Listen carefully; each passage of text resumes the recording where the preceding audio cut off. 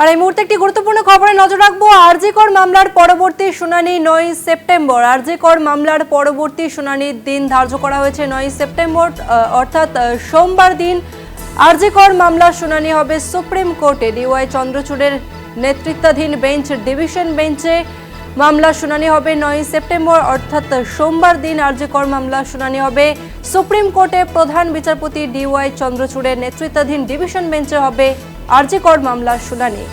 আজ এই মামলার শুনানি হওয়ার কথা ছিল, কিন্তু কোনো ক্রমে এই মামলা পিছিয়ে যায়, অর্থাৎ প্রধান বিচারপতি ডিওয়াই চন্দ্রচূড়ের নেতৃত্বাধীন ডিভিশন বেঞ্চ না বসায় আজকে শুনানি হয়নি এবং এই আরজি কর মামলার শুনানি হবে আগামী 9 সেপ্টেম্বর, অর্থাৎ সোমবার দিন এই মামলার শুনানি হবে।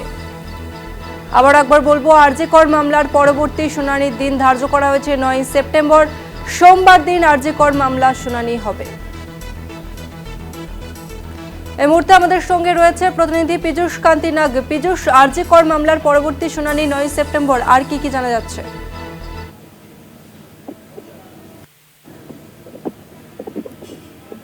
পীযূষ, আরজি কর মামলার পরবর্তী শুনানি 9 সেপ্টেম্বর ধার্য করা হয়েছে। কটার সময় এই মামলার শুনানি হবে, কি জানা যাচ্ছে? দেখো, আগামী 9 সেপ্টেম্বর প্রধান বিচারপতি সহ 3 বিচারপতির বেঞ্চে সুপ্রিম কোর্টে এই মামলার শুনানি হবে।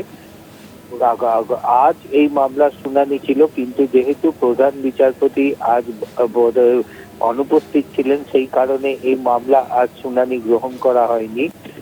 সুপ্রিম কোর্টের তরফ থেকে জানানো হয়েছে 9 সেপ্টেম্বর হবে, অর্থাৎ 9 সেপ্টেম্বরের আগের দিন সুপ্রিম কোর্টের যে 9 সেপ্টেম্বরের তালিকা প্রকাশিত হবে, সেই তালিকার ক্রমিক সংখ্যা অনুযায়ী এই মামলার শুনানি গ্রহণ করা হবে।